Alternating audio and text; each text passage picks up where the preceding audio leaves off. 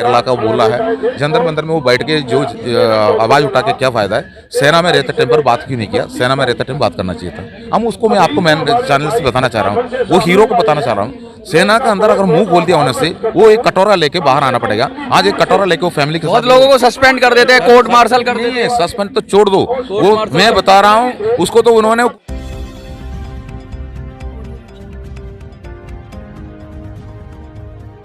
नमस्कार साथियों, मैं मनोज स्वराजी स्वागत करता हूं आपका मिनी संसद के मंच में। मैं बता दूं कि लगातार इस बात का जोर पकड़ती जा रही है कि पूर्व सैनिक किस तरीके से अपनी मांगों के लिए जंतर मंतर पर डटे हुए हैं। केरला के पूर्व सैनिकों ने भी मोर्चा संभाल रखा है जंतर मंतर पर, लेकिन कुछ ऐसे संगठन जो अफसरों की सरपरस्ती में काम करते हैं वो कुछ अपनी अलग ही कहानी गढ़ रहे हैं। अभी 31 मार्च को एक राजभवन मार्च हुआ केरला के अंदर, और उसके अंदर एक एमपी के साथ हुआ और एक मांग पत्र दिया गया। जो कथित पूर्व सैनिक कह रहे हैं अपने आप को, उन्होंने एक नई तरह की बातें करी और वो थैले में बंद करके सील बंद लिफाफे में वो मांगे रखी। 5 मांगे थी उनकी, वो आज तक पता नहीं चला वो मांगे कौन सी हैं, लेकिन यहाँ खुलकर बता रहे हैं पूर्व सैनिक कि वो उन्हें क्या चाहिए। आइए बात करते हैं। गोपाल जी, 31 तारीख को जो मार्च हुआ है राजभवन मार्च, क्या कहेंगे उसके बारे में? आपका चैनल को मेरा नमस्कार। मैं जो 31 तारीख को जो केरला में जो राजभवन मार्च की है वो पहले से जो प्लानिंग है, तो उसके बाद जो ये भी है मार्च के महीने में 2-3 बार उन्होंने रैलियाँ निकाला है। जो केरला एक्स-सर्विसमैन लीग के जो संगठन है, जो मांग भी हमारा ही किया है, लगभग मांग जो भी है वो जवान जेसीओ के लिए मांग किया है। लेकिन उन्होंने जो राजभवन मार्च 3 बार किया है, जो आखिरी में इन्होंने 31 तारीख को जो कल जो किया गया है राजभवन मार्च बोला जाता है उसको, तो वहाँ राजभवन में जाके वहाँ का बाहर उन्होंने अपना धरना दे दिया। उस जगह पर उन्होंने अपना एमपी का भी सपोर्ट लिया। एक कोई एमपी केरला के हैं, क्या नाम है उनका? एमपी का नाम जो जॉन ब्रिटास है, एमपी है, जो अपना ऑपोजिट लीडर होता है वो, मतलब हमेशा जो विपक्ष का है, विपक्ष का है। तो उसमें क्या है, जो केरला में जो ज़्यादा तौर पर जितना भी जो अनशन हो, रैली हो, जितना भी अगर KSCL का अगर चला है, केरला स्टेट एक्स-सर्विसमैन लीग अगर चलाता है, तो उन्होंने अपना एरिया में जो जिला में जो अपना एक ब्लॉक होता है, ब्लॉक से जब भी वो रैली निकालता है पहले से जोर जार से उसका प्रदर्शन होता है, मतलब उसका प्रचार होता है। उसमें किसी भी एक राजनेता को उद्घाटन करने के लिए रखेंगे। उनके पोस्टर में उसका नाम भी छपा होगा, जैसे उसमें लिखा होगा मतलब कोई चेयरपर्सन हो सकता है, नहीं तो कोई देश का जो विपक्ष का कोई नेता हो सकता है, सत्ता पक्ष का नेता को नहीं रखेंगे। यही इसी के ऊपर ही चल, मतलब राजनीति कर रहे हैं, विपक्ष की राजनीति कर रहे हैं, ना कि सैनिकों की मांग रख रहे हैं। अब इनको अगर चेहरा चमका रहे हैं लोग, चेहरा चमका रहे हैं। अगर मान लो उनको अगर मांग रखना ही है, अगर कोई राष्ट्र नेता का भी अगर लेना है, तो सत्ता पक्ष का पास भी दे सकता है, पार्लियामेंट में उठाएंगे सत्ता पक्ष, मतलब दोनों तरफ बात करनी चाहिए। और आप तो राजनीतिक रूप से किसी को आने नहीं देते अपने मंच पे। यहाँ अपने 31 दिनों, अभी 41 डेज हो चुका है, अभी तक हम लोगों ने कोई राजनेता को, हमारे पास बहुत मांग कर रहे हैं। भवन यहाँ से 100 मीटर की दूरी पर है और एमपीज आते रहते हैं, जंतर मंतर पर भी केरला के एमपीज आते हैं, लेकिन कोई तो आपका समर्थन की तो बात ही नहीं करता। नहीं, एमपी तो आते हैं, यहाँ से बिल्कुल 100 मीटर दूरी पे ही है, आप वो भी दिखा सकते हो आप। लेकिन 100 मीटर दूरी पर आने के बाद जंतर मंतर में जो पूर्व सैनिक बैठा है, केरल का पूर्व सैनिक भी यहाँ दूर वहाँ से आके यहाँ से चला गया, लेकिन हमारा एमपी को पता ही नहीं है। और हमारे जो अभी पार्लियामेंट सत्र चल रहा है, वहाँ भी तो केरल के एमपी, ऑपोजिट पार्टी के एमपी भी है, जो सत्ता पक्ष के एमपी भी है, लेकिन किसी ने भी हमारे लिए कोई मांग अभी तक नहीं उठाई। जो 0 आवर होता है, जो शून्यकाल होता है, उसके अंदर भी मांग अगर कोई एमपी उठाना चाहता तो रखता, प्रश्न करता, प्रश्नकाल में करता, कहीं ना कहीं करता। लेकिन क्या लगता है, राजनीतिक पार्टियां सो रही हैं, पक्ष और विपक्ष दोनों? नहीं, देखो ये एक ऐसे एक दिखावा है। इसमें केरला का जो एक्स-सर्विसमैन लीग ने जो काम कर रहा है वो भी एक दिखावा, राजनीतिक पार्टी को पीछे लगा के किया जा रहा है। उसमें से हमारा कोई फायदा नहीं होता है। जो कि हमारा भी यहाँ मंच बनाया हुआ, हमारे पास भी राजनीतिक पार्टी कई आ रहा है, हम आपका समर्थन देंगे अगर बोल रहा है। मतलब आप कह रहे हो कि जो केरला के अंदर जो कुछ ऐसे संगठन है जो अफसरों द्वारा चलाए जा रहे हैं, वो राजनीतिक पार्टियों के पिछलग्गू बन गए हैं और राजनीतिक पार्टियों का ने चेहरा चमकाने का मंच बना लिया है, ना कि पूर्व सैनिकों की मांगों का मंच है।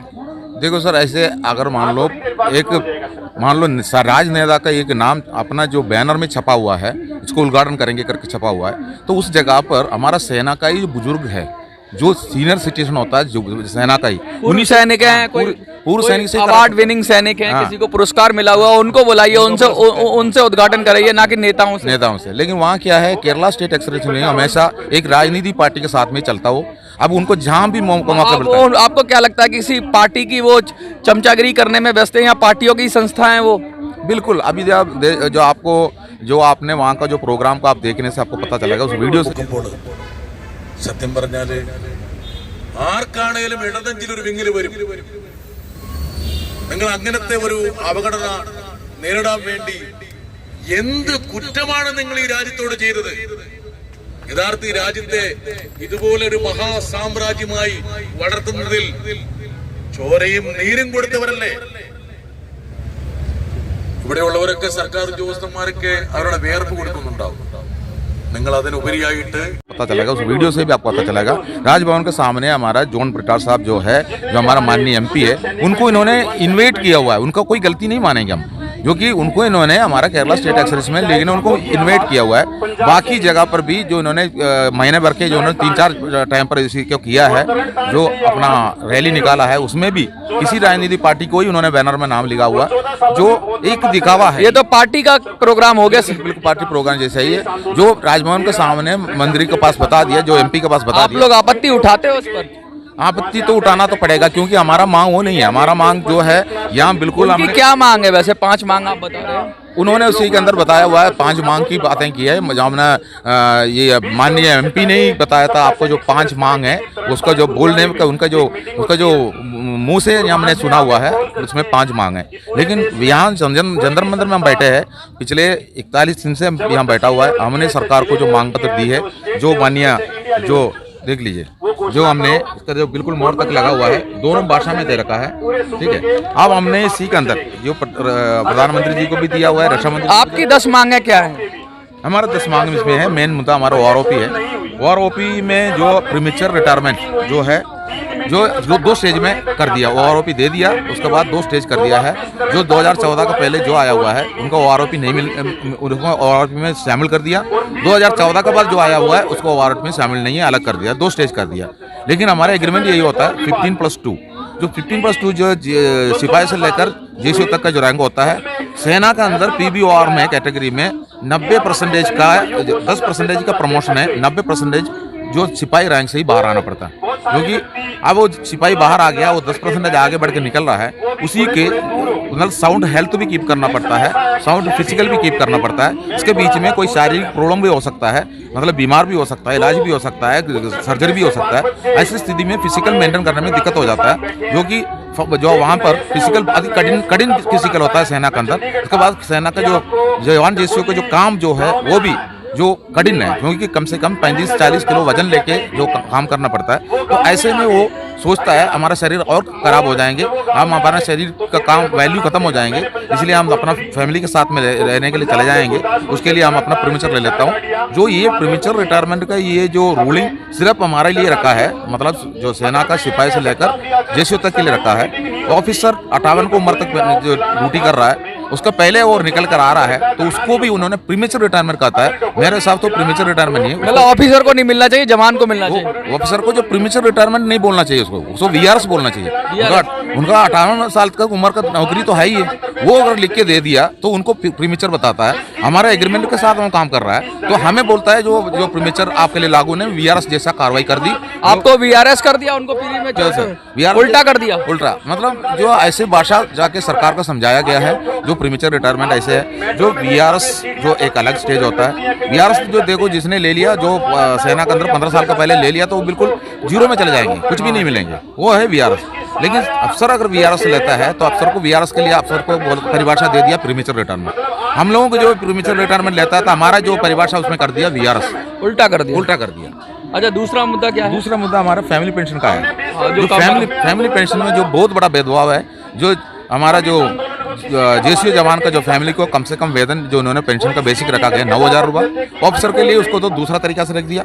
लेकिन बहुत बड़ा भेदभाव इसमें, जो इसके कैसे जो मैंने वर्णन करूं उसके लिए हमें पता नहीं है, लेकिन बहुत बड़ा भेदभाव किया है। लेकिन जो बहुत ज़्यादा भेदभाव है, ये जवान और जेसीओ का जो हस्बैंड ने सेना में जो नौकरी किया है, वो मतलब बेकार में नौकरी किया जैसा उस औरत को, उस फैमिली को सरकार दिखा रहा है। हमारा सेना का शहीद की विधवा का कोई तो नहीं है। कोई नहीं। तीसरा जो 7th CPC है, 7th CPC जो हमारे जो आया था उस टाइम पर, जो उसमें फिटमेंट फैक्ट्री को पीछे जो काफी हंगामा हो गया, बहुत धोखा देके तीनों सेना का अंगों ने, तीनों सेना प्रमुखों ने उसमें बहुत धोखा देके जो उन्होंने जो 7th CPC लेने में मना कर दिया। सर्विंग का अंक के बारे में बता रहा हूँ, जो रिटायरमेंट में जो ऑफिसर और जो हमारा जेसीओ जवान जो भी थे उनको जो 2.57 का फिटमेंट फैक्ट के हिसाब से पेंशन दिया गया, लेकिन सेना में जो सेवारत सैनिकों का फिटमेंट फैक्ट उन्होंने मना कर दिया।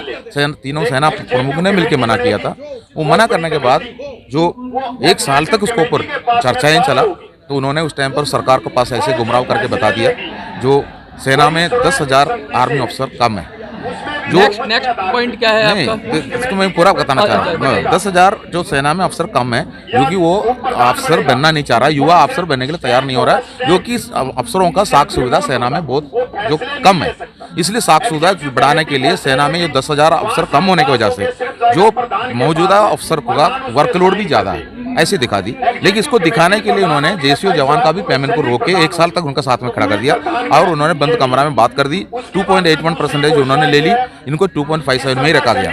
अब जो पे कमीशन का जो फिटमेंट फैक्ट बदली हो गया, अभी मतलब जो सेकंड OROP स्टेज जब आया जनवरी 2023 में जो आया गया, उसमें देखा गया तो जो भी 2.57 लेने वाला जो अफसर थे उनका भी 2.81% के हिसाब से पेंशन में बढ़ोतरी किया गया। OROP का भी उनको लाभ दे दिया, तो उन्होंने 5 लाख 8 लाख 10 लाख रह के वो अपना जगह पर बैठ गया। बाकी उनको 7th CPC में जो खेला हुआ जो खेल आने वाला 5 साल में दिखाई दिया गया। नेक्स्ट पॉइंट क्या है? नेक्स्ट पॉइंट हमारा जो है जो नंबर 4 हमारा जो है सर्विस पेंशन जो है। सर्विस पेंशन में जो हमारा जो होता है, एक जो 6th CPC में जो हमारा एक अफसर को एक TS कर्नल बोलता है, उसका 14,600 रुपये उसका बेसिक थे।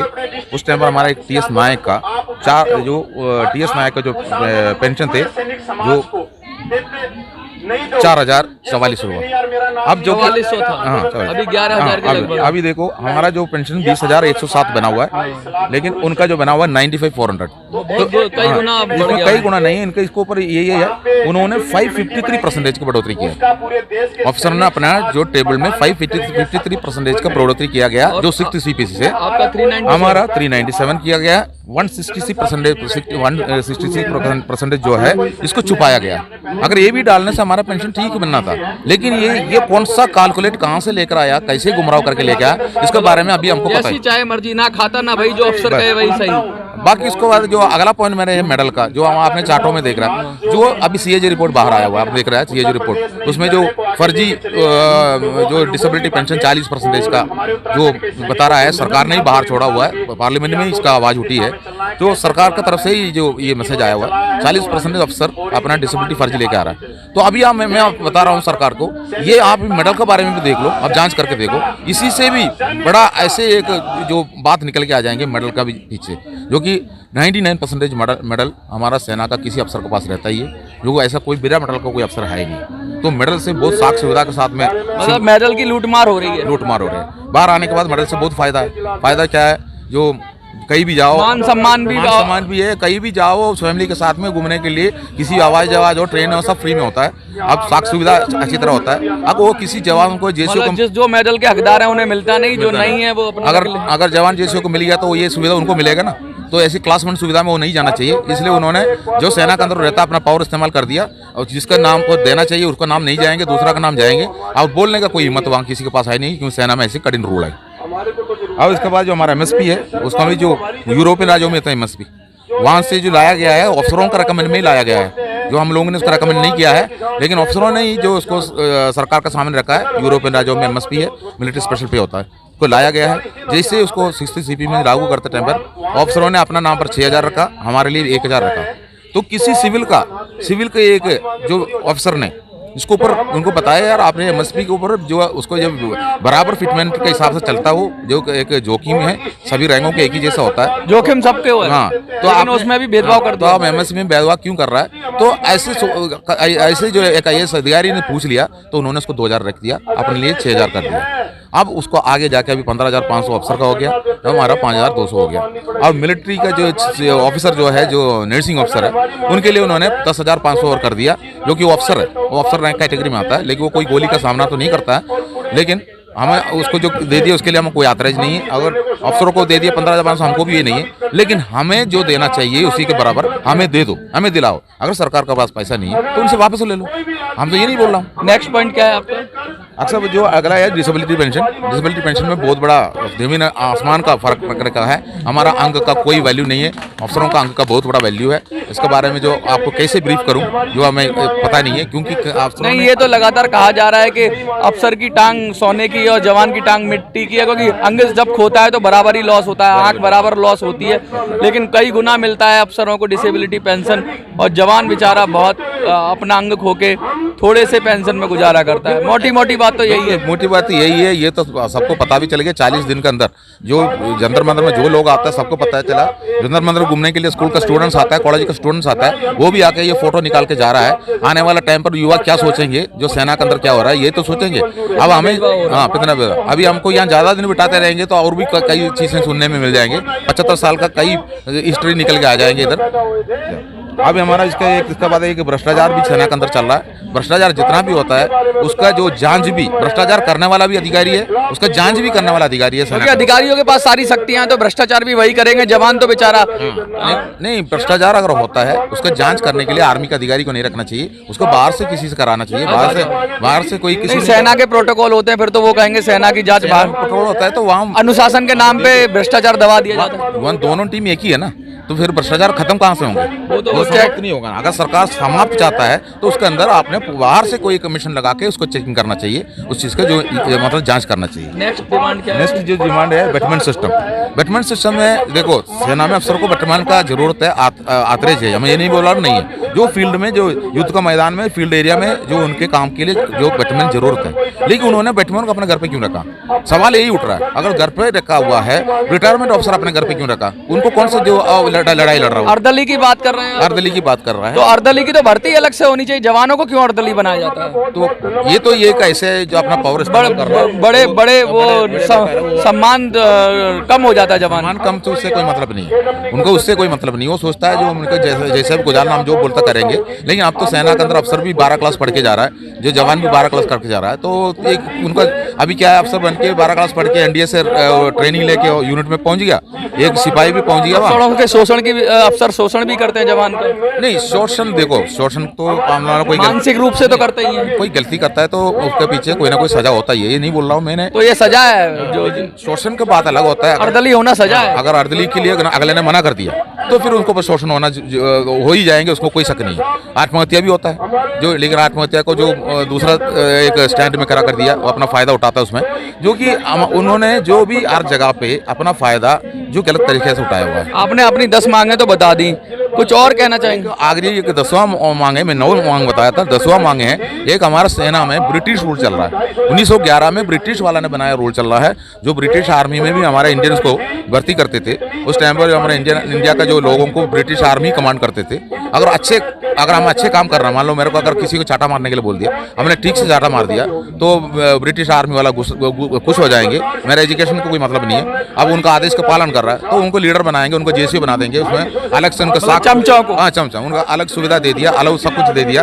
वो चमचगिरी करते रहेंगे, जो मतलब वो ऐसे कर दिया, वो ऐसे कर दिया। तो इसी जैसे एक ब्रिटिश रूल हमारा साथ में आके चला गया, लेकिन वो कानून यहाँ रह गया। उस कानून 1911 का जो कानून को लेकर हमारा अफसर बैठ गया, वो काले अंग्रेज उसके लिए नाम डाला है इसमें। इसलिए जो काले अंग्रेज जो बात आ रहा है, उन्होंने उस रूल से लेकर बैठ के हमको दबाना शुरू कर दिया।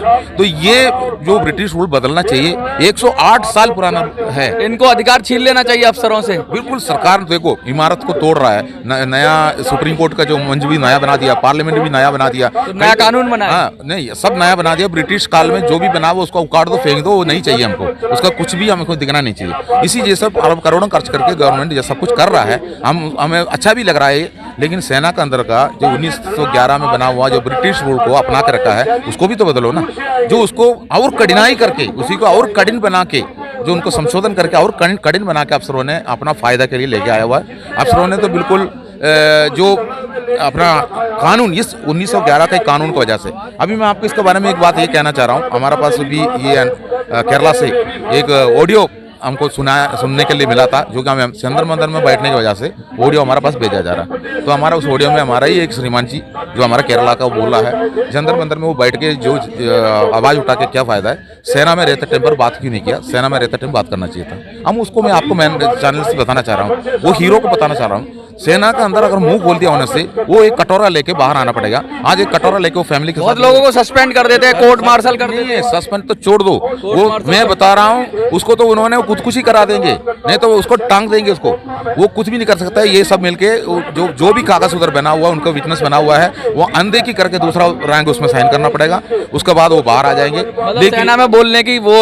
किसी की हिम्मत नहीं। उसने नहीं बोला है, बहुत अच्छा काम किया है। मैं बता रहा हूँ जो ना बोल के उन्होंने सर्विस करके आया, हम उसको हीरो कहेंगे, लेकिन उनको दबाव इतना सह के आया है। उनको हम उसको हीरो कहेंगे, लेकिन जो उसको जो इसी जैसा दबाव में डाल के उसका इसे सर्विस में कठिनाई दिया है उनको हम जीरो बोलेंगे। जो हमारा लीडर थे उनको हम जीरो बोलेंगे, क्योंकि जवान हीरो है, अफसर जीरो है, जो कि उसको अपना फैमिली बच्चा देखो, अगर मैंने सेना के अंदर गया है, अब मैं सेना में है करके सोच के मेरे साथ में मेरा पत्नी भी आया, मेरा शादी हुआ है और मेरा बच्चा भी हुआ है, तो अगर मान लो मैंने सेना के अंदर से निकल के आ जाएंगे तो मैं किस को धोखा दे रहा। सो मैं उसके अंदर क्या करेंगे, मैं सोचेंगे मेरा सेना के अंदर जो काम दिया है मैं करेंगे, उनका जो पुलिस करना वो भी कर देंगे, सब कुछ करेंगे, लेकिन हम उधर मुंह नहीं खोलेंगे। अभी हमारा एक श्रीमान जी बोल रहा है जो उस जगह से जो एक ऑडियो आया हुआ है, वो ऑडियो सुन के मेरा थक हो गया, ऐसे गया जंतर मंतर में 40 दिन से बैठा हुआ है, यही मांग लेके बैठा हुआ है। हम लोगों ने ये सब चीज़ें 11 पॉइंट लिख के भेजा हुआ है, लेकिन वहाँ जो अपना MP जॉन ब्रिटास साहब के पास में जो इन्होंने एक लिफाफा दिया है, आप देख लेना, एक लिफाफा आखिरी में दे रहा है, तक नहीं पता क्या है उसमें क्या लिखा पता नहीं है। कम से कम उसको तो सार्वजनिक करना चाहिए था, हमने ये मांग किया है। कोई व्हाट्सएप में किसी जगह पर हमने अभी तक इसको नहीं देखा है, लेकिन अब उनकी लिफाफा दे रखा है, उसमें क्या भाषा में लिखा है, किसके लिए लिखा है, किसको एड्रेस किया है, इसके बारे में जो साथ में जो घूमने वाला जो रोड में घूम रहा था वो बैनर लेके, उनको भी पता नहीं है। जो बैनर लेके जो विडोस जा रहा है, फैमिली पेंशन जाता है, तो उसका सोच यही है। हम लोग इनके साथ में धरने पे जा रहा है, हम इसको साथ में जो धरने पे जाने की वजह से हमें DA का परसेंटेज बढ़ रहा है, हमारा CPC जो बढ़ के आ रहा है, जो भी पेंशन हमको मिल रहा है इनकी वजह से मिल रहा है। अगर इस पर हम चाहते रहेंगे, इन्होंने जो कंट्रीब्यूशन मांग रहा है वो भी हम देते रहेंगे, को सोच यही है। मतलब गुमराह करके रखा है फैमिलीज को भी, जो कि बता रहा है जो शिक्षित जगह है, शिक्षित जगह। अभी जितना भी धरना प्रदर्शन जो इन्होंने किया है, उन्होंने पूरा कोई राजनीति पार्टी का बैनर लगा के, किसी राजनीति पार्टी के उद्घाटन के लिए बैनर का उसका नाम डाला होगा तभी किया हुआ है। ऐसे किसी भी एक पूर्व सैनिक को, एक बुजुर्ग पूर्व सैनिक का नाम लेके उससे उद्घाटन कराने वाला काम अभी तक इन्होंने किया नहीं है, लेकिन यहाँ नॉर्थ में यही हो रहा है। हम लोग यहाँ मंच किसी को नहीं दिया, हमारा यहाँ हर रोज स्टेज का उद्घाटन हमारा एक बुजुर्ग सेना का जो बुजुर्ग पूर्व सैनिक उद्घाटन करेंगे। हमारे पास भी जो कई राजनीति पार्टी हमारे पास भी ऑफर लेकर आ रहा है, हम उनको मंच नहीं देंगे। पिछले 40 साल से लड़का हुआ कोई बीमारी थे, वो OROP वो सरकार ने हमको दी है, अरब करोड़ 86 करोड़ जो OROP फर्स्ट में दिया गया है, और अभी 23,000 करोड़ अभी भी दिया गया है। लेकिन इसका 85% फंड जो अफसरों को लिए चला गया, जो 58, 60, 62 की उम्र में रिटायरमेंट हुआ अफसरों को चला गया। जैसे हमारा कोशियारी कमेटी बना हुआ है, उन्हीं में रूल क्लियर लिखा हुआ है, सूबेदार मेजर तक रैंक के लिए लागू है, सिपाही से लेकर सूबेदार मेजर तक रैंक तक के लिए लागू है OROP, दूसरे के लिए लागू नहीं है। लेकिन ये सब नजरअंदाज कर दिया। और उसके बाद जो हमारा OROP एक डालते टाइम पर एक कमेटी रखा गया था, एक जुडिशरी कमेटी, जो एक रेड्डी कमेटी थे, उन्होंने 18 महीने का रिपोर्ट सरकार को दिया 6 मंथ का। उसी में उन्होंने क्लियर उसके अंदर अंकित कर दिया जो अफसरों को दिया हुआ OROP वापस लेना चाहिए, ये तक दे दिया। इसलिए वो रिपोर्ट नहीं दिख रहा है। वो रिपोर्ट अभी हमारा केरला में केरला एक्सर्विसमैन लीग जो रोड में बैनर लेके जाते टाइम बोल रहा है रेड्डी कमीशन का जो रिपोर्ट बाहर डालो, केंद्र सरकार बाहर डालो चिल्ला रहा है। लेकिन നരസിംഹ റെഡ്ഡിയുടെ കീഴിൽ ഒരു കമ്മീഷനെ വെച്ചു ഇതിന്റെ അപാകതകളൊക്കെ പരിശോധിക്കാൻ. അപ്പൊ നമ്മളെല്ലാവരും വിചാരിച്ചു ഒരു ജുഡീഷ്യൽ കമ്മീഷൻ വന്ന് ഈ അപാകതകളൊക്കെ പരിശോധിച്ച് അതിനുള്ള പരിഹാരം നിർദ്ദേശിക്കുമ്പോൾ ഒരു പ്രതിവിധി ഉണ്ടാകും എന്ന് നിങ്ങളും വിചാരിച്ചു, നമ്മളും വിചാരിച്ചു. എന്ത് സംഭവിച്ചു? 7 വർഷമായിട്ട് ആ റിപ്പോർട്ട് വെളിച്ചം പോലും കണ്ടിട്ടില്ല. ഇന്ത്യയുടെ ചരിത്രത്തിൽ ഒരു അന്വേഷണ റിപ്പോർട്ട് ഇതുപോലെ അന്ധകാരത്തിന്റെ മൂടുപടം പേറി എവിടെയെങ്കിലും ഇരുന്നിട്ടുണ്ട്? ഒരു റിട്ടയർഡ് ചീഫ് ജസ്റ്റിസ് നടത്തിയ അന്വേഷണത്തിന്റെ ഫലം എന്താണെന്ന് അറിയാനുള്ള മൗലികമായ അവകാശമെങ്കിലും നിങ്ങൾക്കില്ലേ? ആ റിപ്പോർട്ടിലുള്ളത് എന്താണ്? ഒരുപക്ഷെ ആ റിപ്പോർട്ട് ഈ പറയുന്ന ഭരണകൂടത്തിന്റെ മുഖത്തേക്ക് നമുക്ക് എറിഞ്ഞിട്ട് കൊടുക്കേണ്ട ഒരു അവസരം വരും. അത് വരുത്തണം. ആ ഒരു പ്രക്ഷോഭമായിരിക്കണം നിങ്ങളുടെ ഭാഗത്ത് ഉണ്ടാകണം. കേരള स्टडी कमेटी का जो रिपोर्ट को जो निकालने के पीछे हमारा सेना का अधिकारी थे, जो कि उन्होंने क्लियर उसके अंदर रिकमेंड कर दिया होशियारी कमेटी के हिसाब से जो सूबेदार मेजर तक लागू है, उसका आगे जितने भी लिया है वो वापस होना चाहिए। इसलिए वो अभी तक बाहर नहीं आया। उसका पीछे का हकीकत ये है। लेकिन हमारा ही सेना का जो केरला स्टेट एक्सर्विसमेंट लीग जैसा, अभी जो मैं केरला स्टेट एक्सर्विसमेंट लीग का नाम इसलिए ले रहा हूँ, किसी भी स्टेट में अभी तक कोई धरना प्रदर्शन नहीं है जो जंतर मंतर में चल रहा है। वो लोग हमसे या मिलने के लिए आ रहा है, जा रहा है, मिलने के लिए आ रहा है, जा रहा है, वो अपना जगह पर जाके जागरूक कर रहा है, यही चल रहा है। लेकिन यहाँ केरला स्टेट जो एक्सर्विसमेंट लीग ने पिछले 1 महीने के अंदर 4 धरना निकाल दिया। अगर उनको OROP की जरूरत है, जो हमारा ही मांग कर रहा है, तो हमने बताया वह 3 तारीख क्यों नहीं चुनता हो, तो उसी में भी JCO जवान है, उनके लिए भी कर रहा है। तो उनका सोच यही है, वो यहाँ इनको मिलेगा तो हमको भी मिलेगा, ठीक है। लेकिन हमने यहाँ नारा लगा रखा हुआ, कभी नहीं तो अभी नहीं तो कभी नहीं, ये हमारा नारा है। लेकिन वो क्या नारा लगा रखा है, उनको मिलेगा तो हमको मिलेगा, ये नारा लगा के चल रहा है। ये इसी सिद्धांत पे जो सब कुछ होने के बाद जो उनको बोलेंगे हमने चिट्ठी लिखा था, हमने बैनर निकाल के किया था, हम राजभवन मार्च किया था। राजभवन मार्च करने से राजभवन के अंदर बैठा हुआ गवर्नर को सौंपना चाहिए था ना, और गवर्नर को कोई भी जो मेमोरेंडम सौंपते हुए कहीं नहीं दिख रहा है। और ठीक है, जो उद्घाटन करने के लिए ये MP को बुलाया, नेतागिरी हो रही है। हाँ, MP का हाथ में दिया है। MP तो केरला हाउस यहाँ से चंद दूरी पे, जो केरला हाउस यहाँ से चंद दूरी पे केरला हाउस में आके जाता भी है। हम लोग यहाँ बैठा हुआ पूर्व सैनिक बैठा हुआ है, केरला का पूर्व सैनिक भी यहाँ बैठा है, केरला से यहाँ आके भी चला गया है, तो उन्होंने यहाँ आके मिला नहीं है। एक उनको राजनीतिक एक मंदिर बना कर रखा है, उस जगह पर भी हमारे लिए OROP के बारे में बात ही नहीं किया है। लेकिन उनको किसी भी जगह पर उद्घाटन करने के लिए लेके जाता है, राजभवन के सामने खड़ा होकर बहुत भाषण उन्होंने दिया, बहुत हंसी मजाक भी किया, उनको भाषण उनको अच्छा लगा। अगर मान लो जो एक पिक्चर अगर शूटिंग करता है, उसमें अगर अमिताभ बच्चन को अभी भी इस बुढ़ापे में बुलाओ, उनको चीफ ऑफ आर्मी का रोल दे दो, वो ऐसी 2 घंटे का पिक्चर को ऐसी करके दिखाएंगे, उसका एक्टिंग के सामने असली चीफ ऑफ आर्मी भी फेल हो जाएंगे। കള്ളം പറയണല്ല കേട്ടോ, മൂപ്പരുടെ മുഖത്തൊരു ഭാവം. എന്റെ സാഹിബെ സത്യം പറയാൻ തന്നെ സമയം തികഞ്ഞില്ല, പിന്നെ ഞാൻ മുഖത്ത് പറയുന്നത്. അപ്പോൾ എയർഫോഴ്സ് റിക്രൂട്ട്മെന്റ്, അപ്പൊ വിജയൻ പട്ടാളക്കാരനായിട്ട് അവധി വന്നുകൊണ്ട് വിജയൻ പറഞ്ഞല്ല നമുക്കത് പോയി നോക്കാം. ശരിയാണ്, അന്നത്തെ കാലത്ത് വളരെ ചെറിയ വയസ്സിലാണല്ലോ ഈ പട്ടാളത്തിലേക്ക് പോകുന്നത്. ഒരു ജോലി കിട്ടിയാൽ നല്ല കാര്യമല്ലേ എന്ന് വിചാരിച്ചു. അങ്ങനെ എനിക്ക് തോന്നുന്നു വെള്ളിമാട് കുന്ന് കോഴിക്കോട് പറ്റിയാണ് എന്റെ അല്ലേ, അവിടെ എന്തോ ഒരു റിക്രൂട്ട്മെന്റ് ഉണ്ട്, വെസ്റ്റ് അവിടെയായിരുന്നു പോയിരുന്നത്. പക്ഷെ നിങ്ങൾക്ക് ഇല്ലാത്തൊരു ഗുണം എനിക്കുണ്ടായിരുന്നു. എന്തായിരുന്നു അറിയ ഗുണം? അവിടെ വന്നെല്ലാം പരിശോധനയെല്ലാം കഴിഞ്ഞപ്പോൾ അയാൾ ഇങ്ങനെ മീറ്ററൊക്കെ വെച്ചളന്നപ്പോൾ പറഞ്ഞു നെഞ്ചളവ് വളരെ കുറവാണ്. മൂപ്പർക്ക് നെഞ്ചളവ് കൂടിപ്പോയി, അതാണ് ഇപ്പോഴത്തെ പ്രശ്നം മുഴുവൻ. അതെ, അപ്പൊ പറഞ്ഞു കുറച്ച് നേന്ത്രക്കായും മുട്ടയും പാലെല്ലാം കഴിച്ചിട്ട് അടുത്ത പ്രാവശ്യം വരാൻ. അങ്ങനെ നെഞ്ചളവ് കുറഞ്ഞുകൊണ്ട് ഞാൻ രക്ഷപ്പെട്ടു. അല്ലെങ്കിൽ 5000 രൂപ പെൻഷൻ പറ്റി നിങ്ങളുടെ കൂടെ ഇപ്പോൾ ഞാൻ ഈ രാജ്ഭവൻ മാർട്ടിൽ പങ്കെടുക്കേണ്ടി വന്നേരും. ഇത് ഞാൻ സത്യ പറയണത്, എവിടെയും പറയാത്തൊരു സത്യ. അപ്പോൾ യഥാർത്ഥത്തില് ഒരു ജവാനാകാൻ, ഒരു പട്ടാളക്കാരനാകാൻ,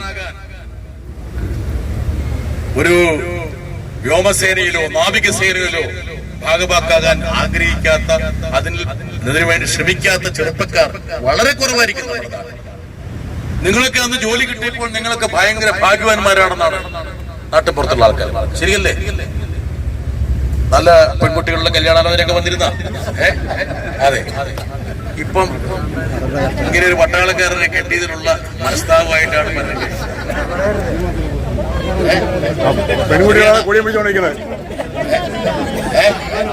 കേട്ടില്ല, പറയത്തില്ല. ആ ഉഷാറ് വേണം. അങ്ങനെ പറയുന്നവരുണ്ടെങ്കിൽ അവരെ നമുക്ക് പിടിക്കണം. എന്തായാലും നിങ്ങളും ये, लेकिन उसके लिए कुछ पैसा मिलता है। लेकिन इसी जैसा रानीदा को अगर उद्घाटन करने के लिए बुला ले, वो बुला लिया तभी गया, वो मना तो नहीं किया। हम उसको मानता हूँ, बिल्कुल मैं उसको सैल्यूट कर रहा हूँ, उन्होंने बुलाया तय गया। लेकिन बुलाने वाला लोगों को पता होना चाहिए हम किसको बुला रहा है, इसके बुला के क्या फायदा है। लेकिन ये एक तरीका से हमारा 3 तारीख को हमारा जो यहाँ जो हमारा जो एक मुहिम बना कर रखा हमने, उसमें पूरा हिंदुस्तान का सारे पूर्व सैनिक उसमें तैयार बैठा हुआ है, जो उसी को नकारात्मक करने के लिए उसमें पूर्व सैनिक ना आ जाए, उसी के पीछे करिए।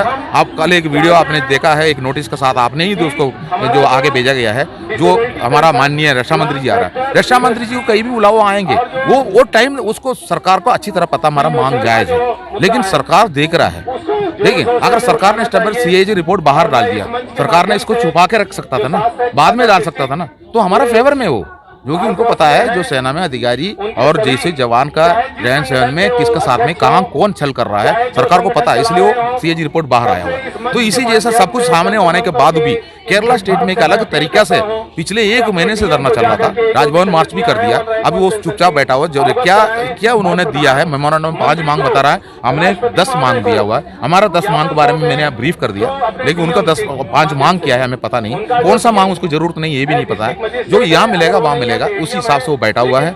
जो गुमराह कर रहा है पूरा केरला स्टेट के एक्स सर्विसमैन को, पूरी गुमराह कर रहा है। बोलता है 50 साल से पहले बना हुआ एक संगठन को तोड़ नहीं सकता है, फेसबुक में लिख रहा है। हमने किसी संगठन को तोड़ने के लिए यहाँ नहीं बैठा है, संगठन को जोड़ने के लिए बैठा हुआ। हमारा साथ में कम से कम 250 सही काम करेगा उसी को 250 से ऊपर संगठन हमारे पास जुड़ चुका है। हम लोगों ने ये साझा मोर्चा बनाने के लिए हम लोगों ने 9 तारीख का कॉल किया हुआ है। हमने यहाँ एक ऐसे कमेटी भी बनाने जा रहा है, जो नेशनल कमेटी बनाने जा रहा है हमने, उसमें पूरा संगठन का 2 आदमी 3 आदमी आएंगे, हम वो भी कमेटी बना के आके ले जाएंगे। इसके पीछे ये सब उनको पहले से पता चल गया, इसके पीछे ऐसा कोई कमेटी ना बने, ऐसा नेशनल लेवल तोड़ने की कोशिश, हाँ ऐसे नेशनल लेवल को कोई कमेटी जैसे जवान का ना बने। अगर ऐसा बनेगा तो स्टेट एक्स सर्विसमैन लीग और Indian ex serviceman league, Indian ex serviceman movement, ये सब फेल हो जाएंगे, क्योंकि वो अपना गद्दी कभी छोड़ना नहीं चाहता है। अपना गद्दी को संभालने के लिए कल हमारा अपना साहब ने अपना जो हमारा जो इंडियन एक्स सर्विसमैन लीग का जो प्रवक्ता है, बड़ा जो साहब है, जो सतवीर सिंह साहब ने कल एक लेटर प्राइम मिनिस्टर के नाम पर निकाला हुआ है। 31 मार्च को एक लेटर निकाल के भेज दिया है, मतलब हमारा फेवरेट में लेटर है हमारा जो मार्च को। लेकिन ये चिट्ठी पत्र के पीछे यही है, अगर मान लो अगर गवर्नमेंट ने जो हमारा 2 तारीख 3 तारीख को वो दबाव के पीछे अगर कोई एक्शन ले लिया, बड़ा एक्शन में आ गया, तो हमने 31 तारीख को चिट्ठी लिखा है, हमने 31 तारीख को धरना दिया है।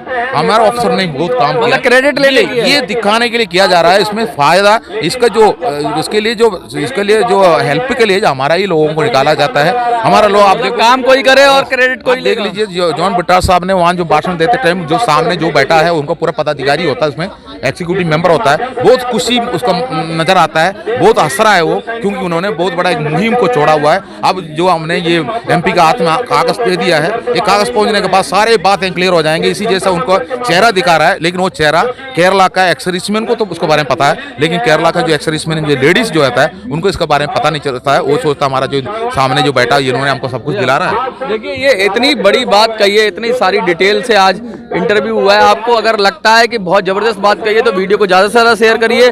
और बहुत सारी बातें इसमें बहुत विस्तार से की गई हैं, 30 मिनट के लगभग इंटरव्यू है, तो इसमें सब चीजें आपको क्लियर हो जाएंगी, सारे 10 फैक्टर क्लियर हो जाएंगे। केरल की राजनीति भी समझ में आएगी और वो सब एक्सपोज हो जाएंगे जो पूर्व सैनिकों के नाम पर मलाई चाट रहे हैं या क्रेडिट लेने की होड़ में लगे हुए हैं। आपको क्या लगता है? अगर गोपाल जी ने अपनी बातें सही से रखी हैं तो वीडियो को ज़्यादा से ज़्यादा शेयर करिए। जंतर मंतर से मिनी संसद के लिए मैं मनोज स्वराजी, जय हिंद, जय भारत।